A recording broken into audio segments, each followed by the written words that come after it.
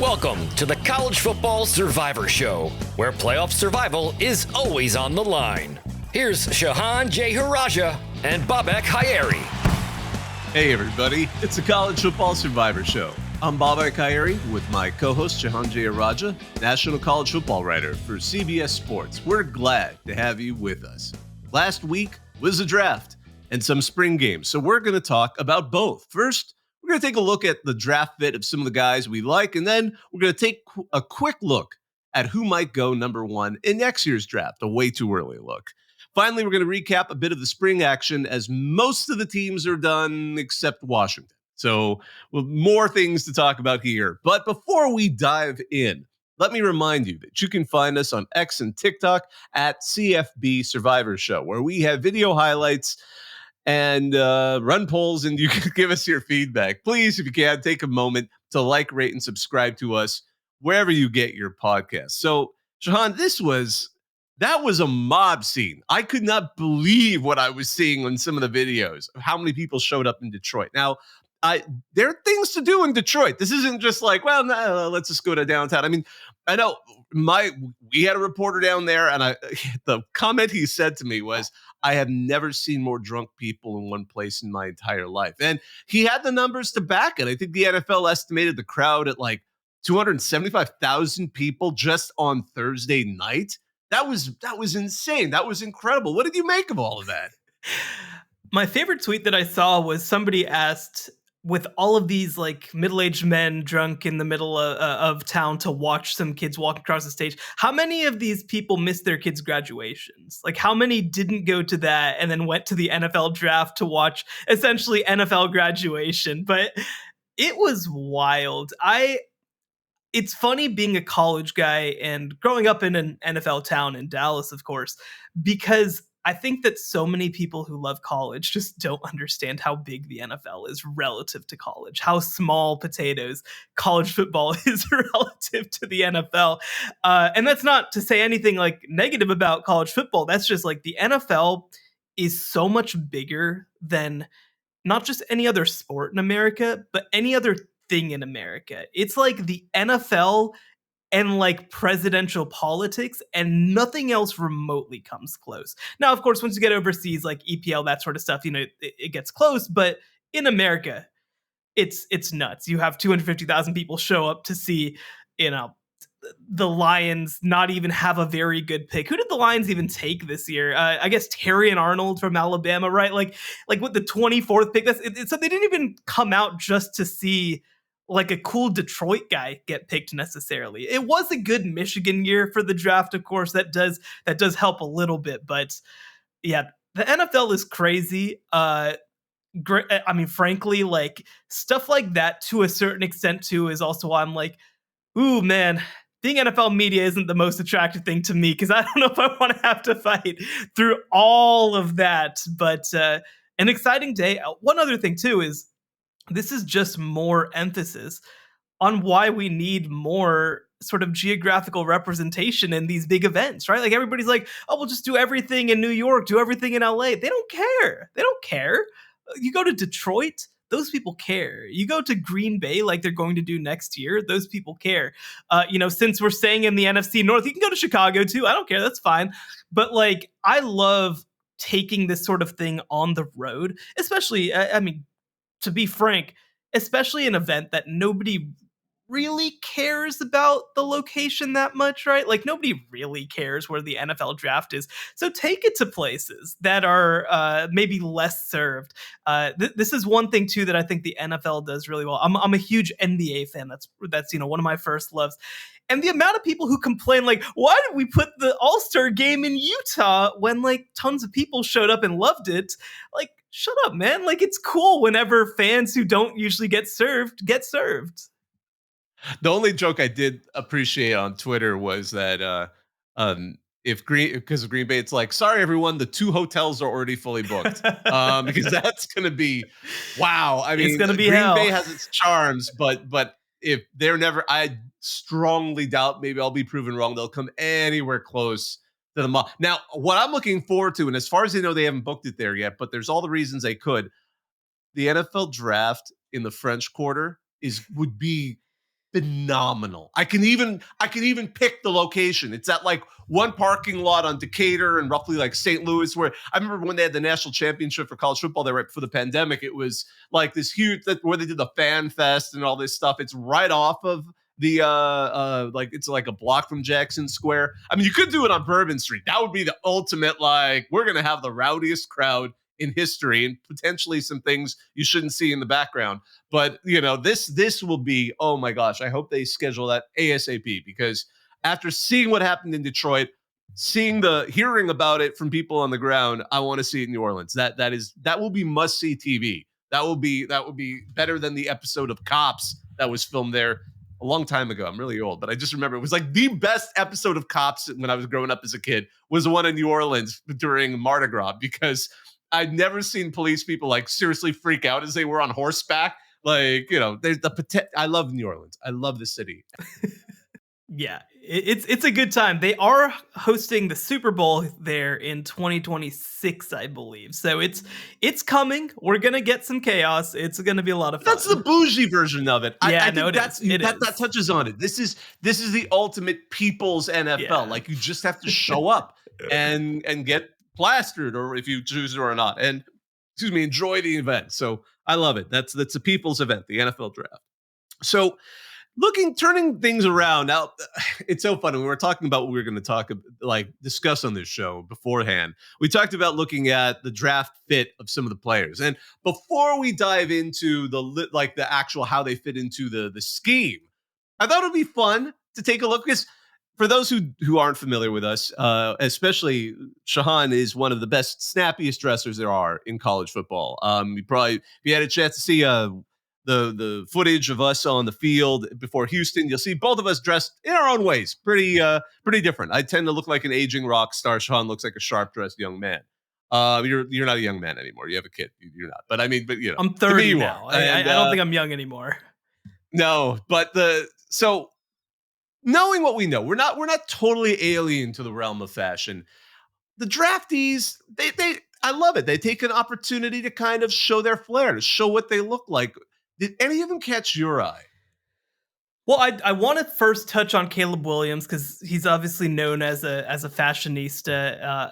I was a little underwhelmed. It was fine, but like, I think it was just the way that it fit and was styled. It almost, like, when I first saw it, I was like, is he wearing like a tracksuit? Like just the way that it was kind of fitting him. I understand the idea behind it. I think it needed a little more. And I think the other thing too is that, like, with Caleb Williams specifically, you're used to seeing him accessorized to such a crazy extent that this felt a little muted, relatively speaking. It wasn't a bad fit at all, but I think that it just, with the expectations that came with being Caleb Williams, it was a little underwhelming, I'd say. And he also is in the midst of like growing out his hair, is what he said. And so it looked a little like casual, all of it, just compared to what Caleb Williams usually does. I think that number one has to be Terrion Arnold. The bright pink suit, of course, going to Detroit, that was tremendous. That was a really, really good look. It fit him perfectly. That's one thing that I think gets lost sometimes in this stuff, is that it's not just about what you wear, but it's about how it fits you as well. And it looked really good. It's like a pink brocade suit. He styled it perfectly. It looked really, really good. The other ones that kind of stuck out to me was LSU's receivers. Apparently, their wide receivers coach actually paid for them to get suits made. And I think it was, oh gosh, I'm blanking on, I think it was Malik Neighbors had like a really just kind of sleek outside suit, and there was some great lining on the inside as well, with, I think it was some of his highlights or something. So it was. I thought that was very well done. Look, not everybody needs to go and get like the bright pink suit. I think that not everybody can get away with that, and it's not even just about like style. I think it's just the whole package. When you do basics well, I think that can look even better than trying something different. Yeah, it was interesting to watch how folks were dressed. I thought an interesting kind of conservative approach, but also some of the guys went totally conservative. They did, black jacket, black shirt, black pants. It can look really nice. Although part of me is like, well, it almost looks like you could also be attending. Are you attending the draft? Or are you attending the funeral of the team that picked you? Kind of angle. But I think there were ways to also splash it up. I thought Marvin Harrison Jr., he went with head to toe Louis Vuitton, tried and true brand of people who are kind of, the baller kind of approach. But it was nice. It had a nice kind of glitter to it, some nice stuff there. He had that interesting Lion King pendant, which I thought, again, kind of a reference, obviously, to his respected father with a photo of, probably had an image of like Mufasa and Simba. I thought that was a nice one. They were kind of looking at each other. Caleb Williams was interesting because I know Chrome Hearts. That's who made his stuff. I've been known to wear jewelry sometimes. And Chrome Hearts, actually, I don't like their jewelry, but their glasses, I've worn Chrome Hearts glasses for 12 years now. Like, I have 3 pairs. They're my favorite glasses. Clothing I didn't know they did. It was an interesting, conceptually, it was more interesting than it was. It was a dark navy, double-breasted zip-up suit, which kind of looked like something between the suit and the hoodie had a kid. So I did not quite, I thought it was interesting. I mean, he did the whole manicure. I think one of his nails matched his girlfriend's dress. I thought that was a cute thing to do. But it was more interesting on paper. It had, like, Chrome Hearts are known for like their kind of elaborate crosses, so it had some of those. Jaden Daniels' suit was also nice. It looked like actually something you might wear regularly. That's what, if you haven't seen it, was like a light blue. He had a white shirt. All it really needed was a tie. Dallas Turner went the straight up double-breasted minty suit. The color suited him, but I'm double-breasted, man. I just can't get into it. I remember I grew up when those were really popular, but he had just a gorgeous set of frames. And then, the other thing is he had like one of those big blinged out medallions. A couple of guys had that. Now, I'm not one to point fingers at those who like to wear bling. I've been known to wear my own fair share of stuff, but I thought those are kind of cute. But I thought JC Latham had a nice brooch with his initials on it. I mean, I could go in and in on this, but the only thing is, please, guys, if you're wearing a suit, wear socks. Please wear socks. It looks so weird seeing guys like Malik Neighbors. I liked how he dressed, but then you see him with this, like, these nice, I think they were Louis Vuitton shoes and like no socks. And it ends up looking like you're wearing capris. It's a look, man. It's people are into that.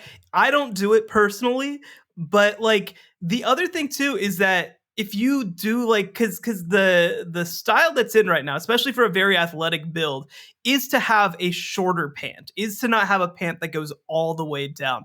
If you do that, you have to pick. You either go with the no-show socks or you go with like long socks. Now, again, I tend to go. Okay, can we time out here? The fiasco is Drake May, because he wore socks that kind of showed up on his sneakers, and then you just don't know what you're trying to do. That's like the guy who wears suspenders and a belt at the same time. Like, pick a lane. Those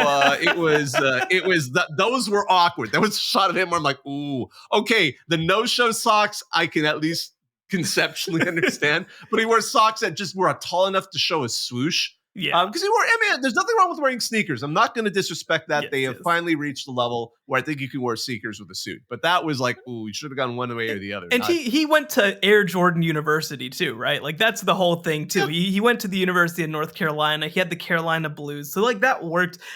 I do think it's very fitting that Drake May had the like nice, very clean suit, but also just like didn't exactly know what he was doing with it. Like that dude is all about football. That dude does not know anything except football. Exactly. I did laugh a little bit. There was nothing wrong with his look, but JJ McCarthy, there was a photo of him when he got to the Vikings practice facility after, and somebody was like, "This is a 9-year-old at a wedding," and it was so his body language, the kind of baggy suit. It was that nailed it. That was one of the funniest things I read. It was fine, like, but it is one of those things where it's just like he just like went to the store and bought a suit off the rack and bought the right colored tie and then showed up to the facility. That's what he did. And so no, I think look, I love personally, it's like you said, it's no secret, I love to dabble in the fashion game. I think that because to make a comparison to another event that happened this weekend as well, the White House Correspondents' Dinner, and John Fetterman shows up in a hoodie. I'm sick and tired of this, man. I'm done with this.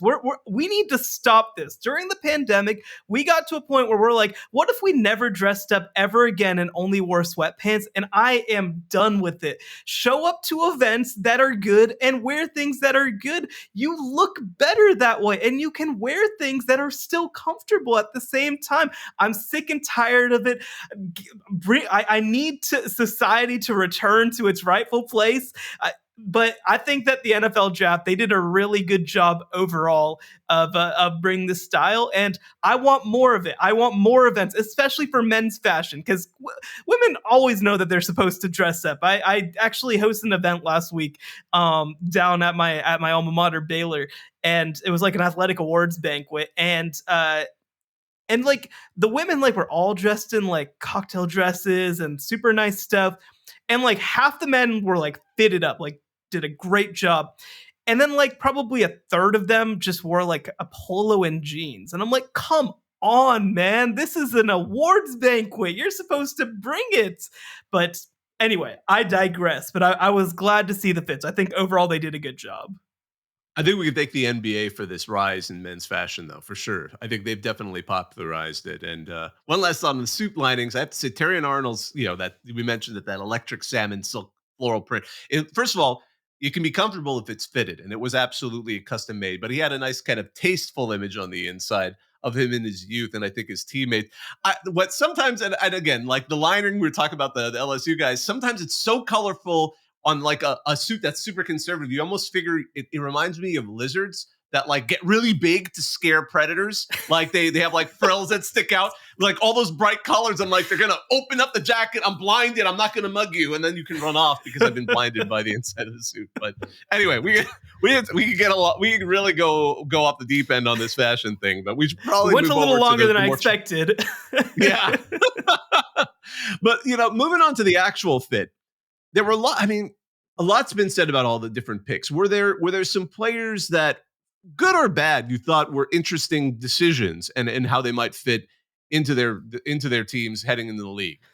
Yeah, I do want to touch. I mean, obviously, people probably know that I'm a Bears fan, but this was the first time where through 10 picks, I'm like, wait, did the Bears win? Did they do the thing? Did they not mess this up?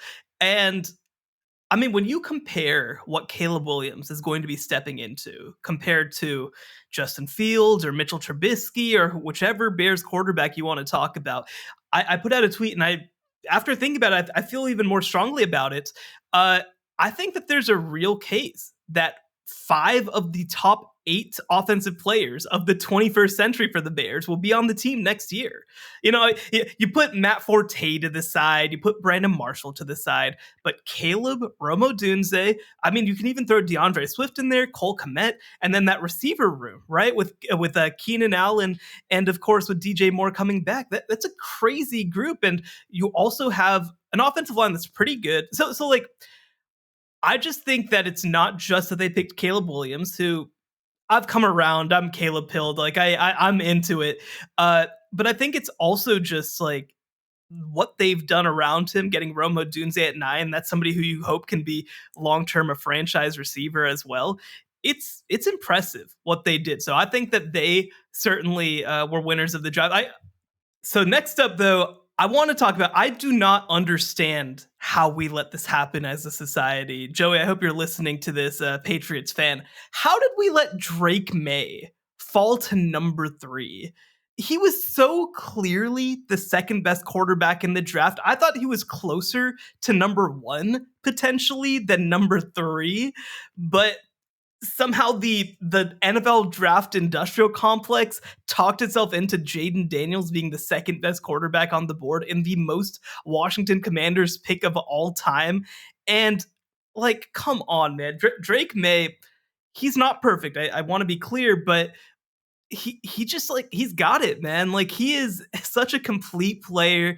There's going to be a lot of talk about, oh, well, he didn't manage the pocket. Like, played behind a bad offensive line and managed to create throwing lanes every single week. He was so good last year. He projects so well to this next level. Again, there are going to be people who say, well, his second year as a starting quarterback wasn't as good as his first year. Yeah, because all of his good players graduated, and Josh Downs is in the NFL now. I don't understand how we overthink this stuff every single year. So Drake May in New England, that's unfortunately going to be a tremendous hit. John, I have to ask you though, because everyone's talking about it. What do we make of the Falcons? That I love the reactions of draft experts watching live, of when they watch that pick come down, because you just spent $100 million on Kirk Cousins, and you bring it and apparently anger him, or at least disquiet his camp, however they say it, charitably. What do we make of this? You've hired a guy who's he's a veteran, a grizzled veteran who's been in college for a number of years, suffered a bunch of injuries. You put him at number 8. Oh, wow. One analysis I read is we don't know how to value quarterbacks. It's like we either value them too high or we value them too low. So you end up with, there are very few quarterbacks in the middle of the draft. But what were can you guess what they were thinking? Well, I like Michael Penix a lot. I think that there is a world where he hits. And when you project him to that next level, I think that he's one of the most pro-ready quarterbacks of this group in a lot of ways because of the offense that he played in. But that's what makes this so odd, is that why would you draft out of all of the quarterbacks Michael Penix to sit and wait? Like, that's not what you do with Michael Penix. That's what you do with Spencer Rattler. That's what you do with, Joe Milton. You don't do that with Michael Penix. So it's not necessarily just that I think that it was a bad pick at 8. It was a reach. There's no doubt. It sounds like, maybe there were people swirling around who were interested in Michael Penix, and it wasn't likely that he was going to fall to that pick. But at the same time, it's like you are in a position where you just invested a lot of money into a win now team with Kirk Cousins. So it's not just about the value of picking Michael Penix. It's about the wasted value of not trying to create the best team around Kirk Cousins that you can. Because you committed to him for at least 2 years for huge money. You can get out of his contract after 2 years, potentially, with some penalty. But, why are you not saying, we put all of this into our franchise? It just shows ultimately a lack of decision, right? Like a lack of decisiveness from that franchise to say, we are going to pick a quarterback because we're not actually bought into the plan that we just agreed to. And so that's the thing that's insane about it to me. I think that Michael Penix Jr., again, there's a path where he is great, where he is a really good player. They're going to have to keep him upright. They're going to have to keep him healthy. He's going to have to continue to grow as an intermediate passer. But that's just the thing to me. I know last week we talked about it a little bit. Why is Michael Penix not considered in that top group of quarterbacks? The two answers are very simple. It's one, he's old. So yes, when you're 24, 25, you should be a better quarterback than guys who are 19. And 2, his injury history. Both of his knees he's had issues with, his shoulders he's had issues with. To project him to come in and be safe, it doesn't make any sense. And you mentioned 6 quarterbacks in the top 12 picks of this draft, and then not another pick at quarterback until 150 in the 5th round when Spencer Rattler goes. Just an insane year for quarterbacks. I do also want to say on this, I think that some of the rush to pick quarterbacks this year has to do with teams looking at the 2025 quarterback class and not being all that impressed. Carson Beck, Quinn Ewers, Shedeur Sanders, guys who I think will get picked in the 1st round, but there's nobody, much less 3 guys who I think will be competing for the number 1 pick next year. And certainly I'm sure we'll get to that in a second. Yeah, absolutely.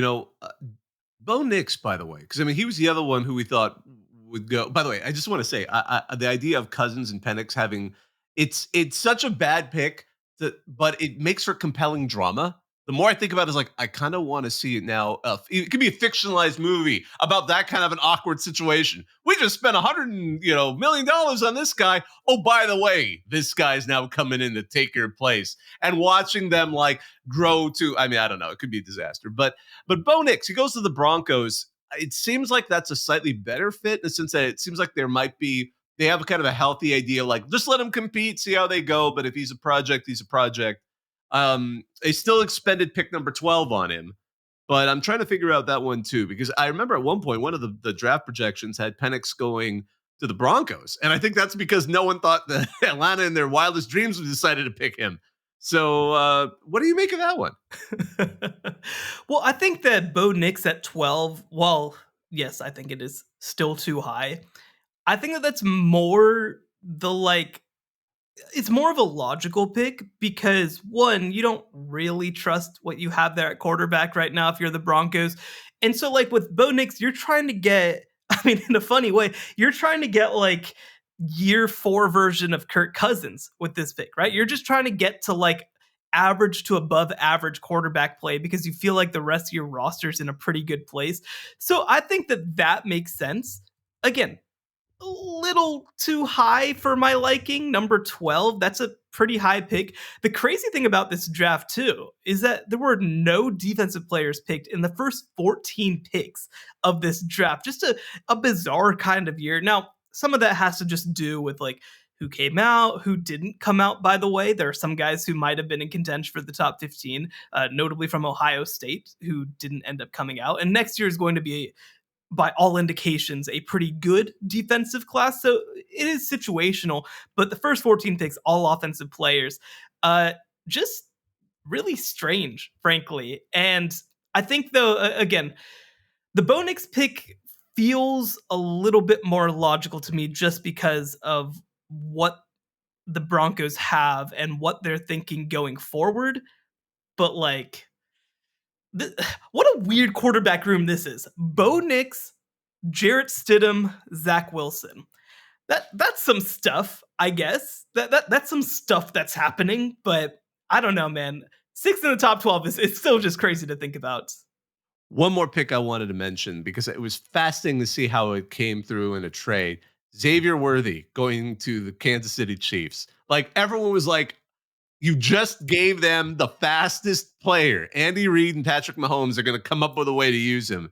That was one of the most amusing picks to see happen because, do the Chiefs have enough at wide receiver room? That's an open question, but he's absolutely, it seems like a logical fit for what they use and what they're going to need. No, I liked that a lot. Look, I think that Xavier Worthy isn't a perfect football player. He's had some drop issues over the year. And so like there's going to be one or two hilarious moments like there was last year with the Kansas City Chiefs where he has a wide open touchdown or something. Like, that's probably going to happen. Also, Patrick Mahomes, different kind of quarterback than he got to play with when he was at Texas. But no, I mean, what they've done this offseason in the wide receiver room, I just love it. I really do because, they come in and they decide, we need to stretch the field again. We need to punish teams for going too high on us. And I think that Xavier Worthy is a perfect pick from that perspective. The fastest player in NFL Combine history, of course, with the 4.21. It's going to be a lot of fun. I can't wait to see how that one ultimately works itself out. I'll also mention one more. I want to get away from the quarterbacks. We talked a lot about the quarterbacks. I spent some time roasting the Commanders for what they did in the first round, but I actually love what they did in the second round. Actually, like they had a tremendous second round because they get Johnny Newton at pick 36, who to me might be the best defensive player on the entire board, and they get him at 36. This was a really good second round. They get Mike Sanderstill from Michigan to play slot corner, and some people were like, well, what are you doing? Why are you picking a slot corner in the second round? But like, welcome to 2024, man. This is football now. You got to be able to cover that slot at a high level. Just look at some of those receivers that were picked high in the draft. And with their third pick, they picked one of my favorite players overall, Ben Sinnott, the tight end from Kansas State.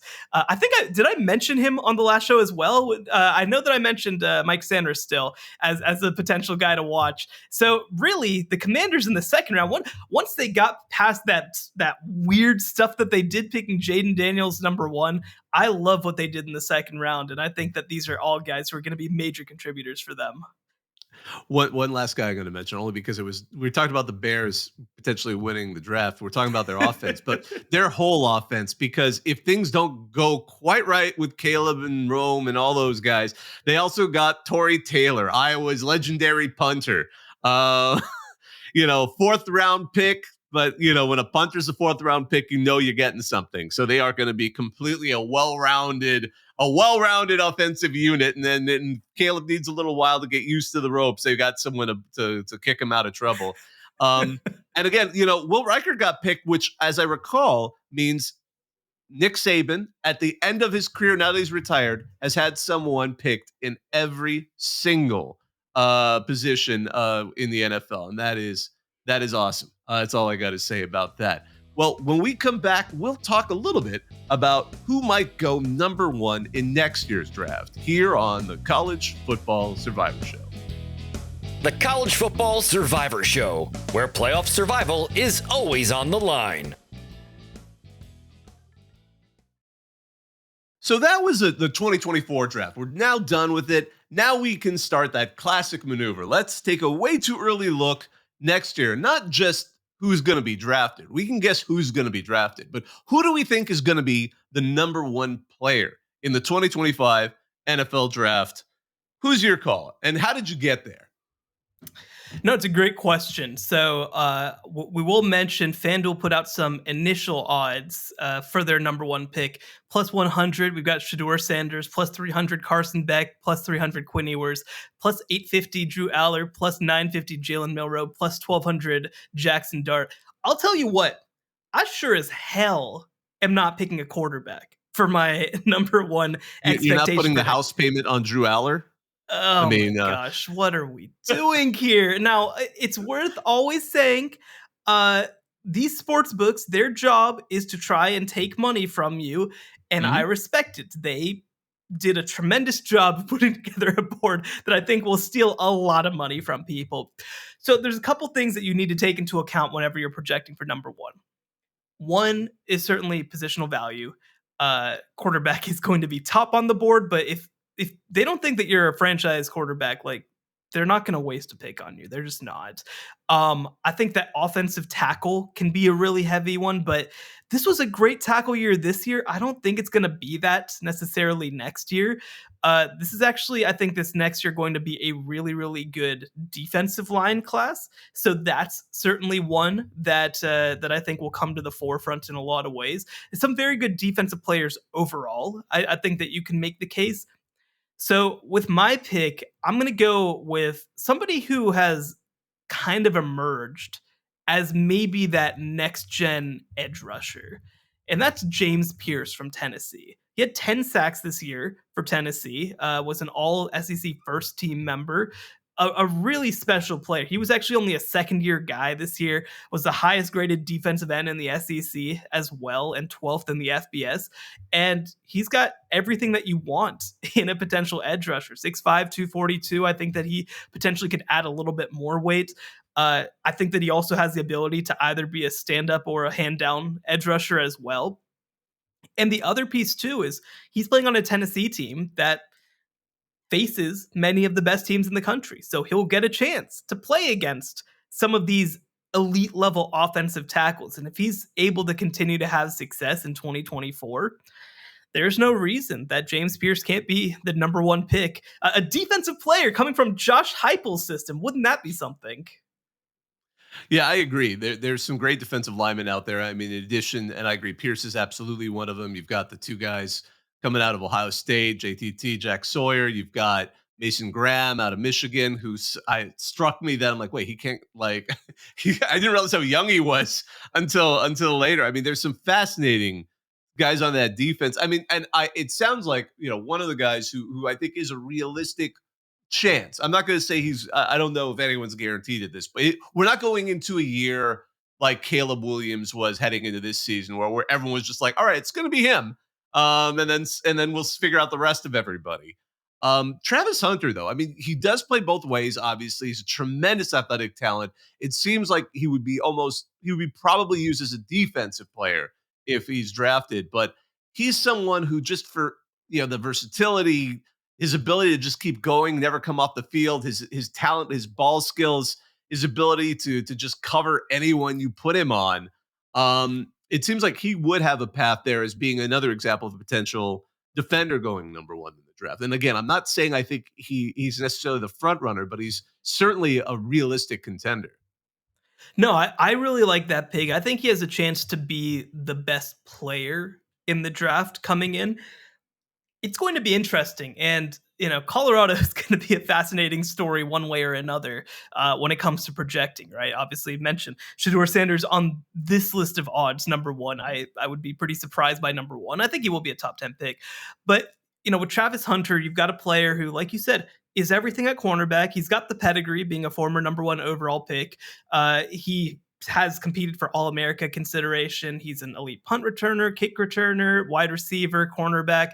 Uh, I think that a couple things will come into this. One, his health, right? Obviously, last year he dealt with some injury issues and some health issues. So I think you need to feel pretty good about that. I'd like to see him gain a little bit of weight just because he is so skinny at the collegiate level. I don't. Again, it's. I think as an NFL team, you probably have to feel like, well, we feel good about the ability to train him up and get him to add strength at that next level. But I think that is something that you'd like to see just a little bit more of.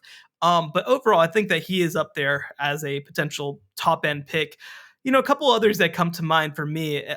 I think Kelvin Banks from Texas is potentially offensive tackle one in this class. He had a down sophomore year, relatively speaking, but a lot was put on him as well after really a tremendous first year.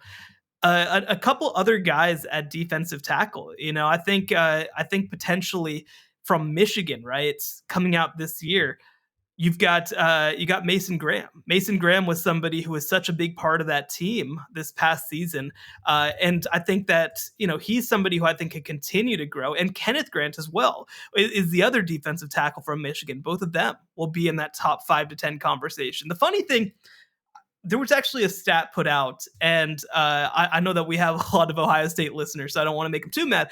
But when we talk about Michigan over the past couple of years, over the last 2 years, they had more NFL draft picks than anybody with 22, more than Alabama's 20, Georgia's 18, Texas 16.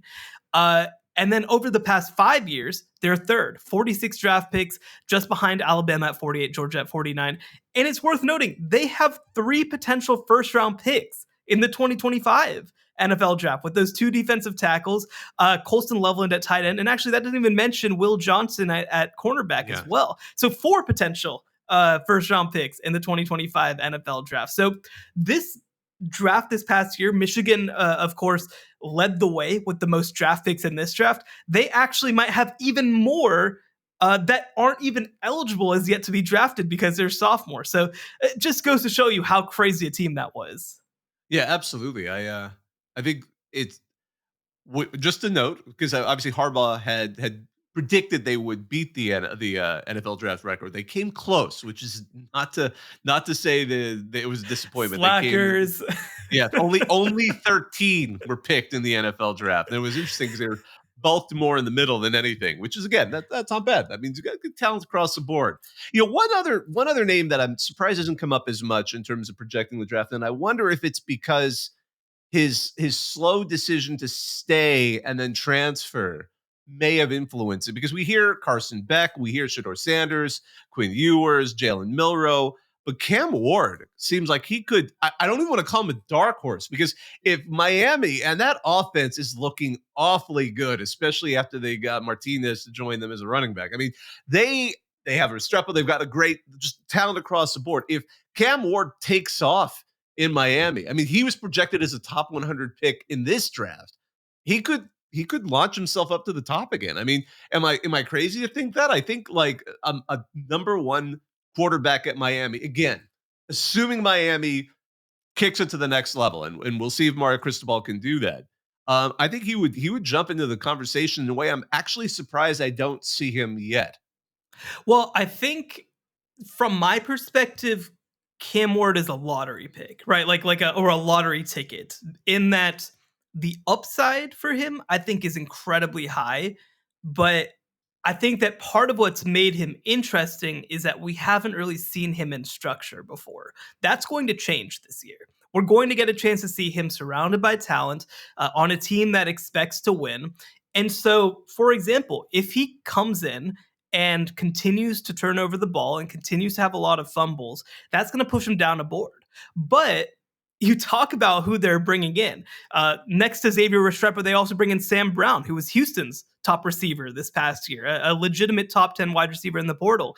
David Martinez, you mentioned, offensive line wise, they've continued to build up. They've done a great job on the defensive side as well, and they were pretty good on that end last year.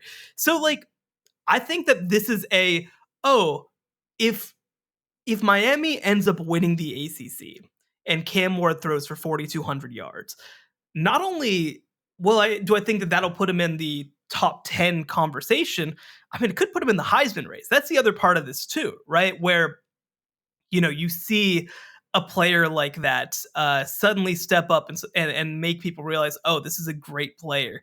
I think that is a good high value pick. Again, when I look at the quarterbacks for 2025, Carson Beck is great. He's going to start in the NFL for 10 years, but I don't see the upside necessarily in the same way that I do with a Cam Ward. I think Shedeur Sanders, that's like such a tough one. I'll be so fascinated to see how NFL talent evaluators truly see him once they have a full 2 years of FBS tape on him. I think that there's a pathway, but it's a tough pathway, I would consider it. Look, I'm not going to put Drew Aller or Jackson Dart number one on my quarterback board next year. Quinn Ewers, I think also, 2 years of tape, a lot of good, some bad. I think people kind of know what he is at this point. Now, he improved a lot from year 1 to year 2 as a starter, so maybe there's upside there. And certainly as a recruit, he was a perfect 1,000 recruit in the 247 composite ratings, the first since Vince Young to do that at quarterback. So like, maybe it's still there for him if his decision making just fundamentally like hits another level. But I do think that out of the quarterbacks, the guy who probably has the highest ceiling of the group just might be Cam Ward. Well, I can't wait. We'll put our bets in this week and we'll see where they go. But kind of wrapping things up with the draft, let's move on to just kind of, I mean, again, we're going to assume Washington's spring game will be fine and all that. But everyone else is basically done. So what are some of the thoughts you have now that the spring games have wrapped up? I mean, we can look more generally. I mean, this past weekend we wrapped up with some interesting teams. We had Oregon when we saw Dylan Gabriel looks great. Dante Moore will probably be his backup. I mean, Nebraska, Dylan Raiola apparently has impressed. Every take I've read about him is that he is going to be the starter heading into the fall, and good for Nebraska. They looks like they have something to look forward to there. Oklahoma State doesn't do a spring game, so they just kind of had another practice. I think they should take the Lane Kiffin approach and just have like the Gundy games. I mean, for crying out loud, like trademark that, Mike Gundy. I'm not going to trademark it for you. Trademark that. The Gundy games, hunting, fishing, have like wild things going on in that stadium. Do it. But and then we saw, of course, Colorado, which, their offensive line looked good in the spring game, but we'll see where they go there. But they had some nice signs, like LeJonde Webster, probably Wester from FAU looked good with Shedeur Sanders. They looked like they had a good kind of rapport there. But and they had a lot of good transfers that we didn't get to see, like that apparently all announced. Like we didn't really have a good read on the running back room. What did they do? They announced that Miami of Ohio's Rashad Amos has flipped his commitment from Mississippi State to Colorado. So we've had a couple of games to add to this, but kind of looking on and if you want to do on a macro level, that's fine. What are some of your bigger takeaways on the spring games? Yeah, well, I think that the first has to be that Dylan Raiola is going to win the Heisman Trophy, of course, unless he finishes second to Arch Manning. Both of them are going to, of course, do it as freshmen. It's going to be crazy. No, I do think that, seriously, though, big picture, there are some really exciting young players in college football right now.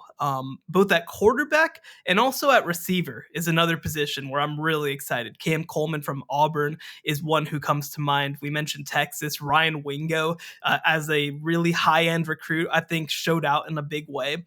I think that you have to be excited about not just the now of college football, but I think the future of college football as well. And, not to make this too soapboxy, but like, that's why you have to hit on these high school recruits, man, because when they hit, I mean, the fact that you get potentially 3 years with Cam Coleman in the building at Auburn, that is a game changer.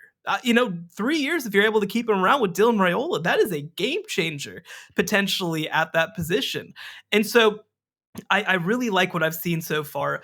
I think that the other thing that this emphasizes to me is that this is going to be an incredibly balanced year in college football. We've talked about Ohio State and Georgia, and those are the two teams that probably have to be on the top of your board when you're talking about 2024 national champions. But I do think that looking across the board, I mean, Texas looks great. Not just Arch Manning, but when you talk about their depth on the defensive line, when you talk about what they've done in the secondary, they added Andrew Makuba to the mix from Clemson. Like, I really like what they've got going on there on both sides of the ball. It's taken some time, but I think that it's paid off.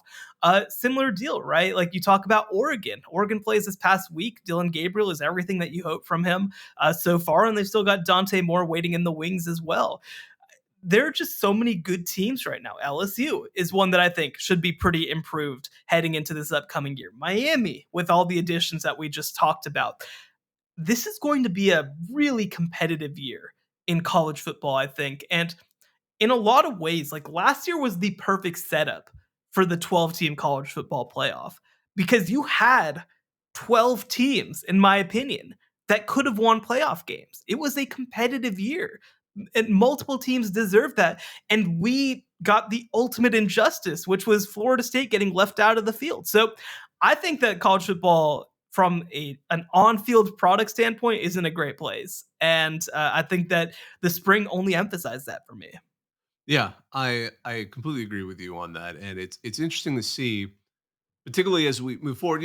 One thing I did get a sense of, and this is the Big Ten finally kind of in my mind coalesced to what I confirming something I was loosely assuming. I'm more confident of this, and that is that I think, especially after seeing Oregon's spring game, that it's going to be Ohio State and Oregon are going to be the two main contenders to win the whole thing and take pole position, frankly, on the college football playoff.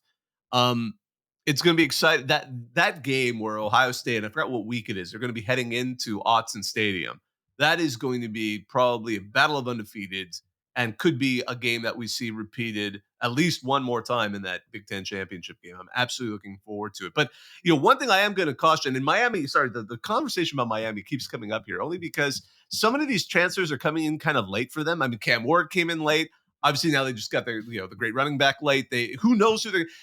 Right now, we're recording this on Monday, and Tuesday midnight, I believe, is when the actual portal window, the spring portal window, actually closes. There is a chance we're going to get a fury of portal activity, not necessarily the super name brand players, but guys who could make a difference are going to suddenly come loose because they've been maybe, I'm not going to say tampering, but they may have been having some side conversations with potential teams.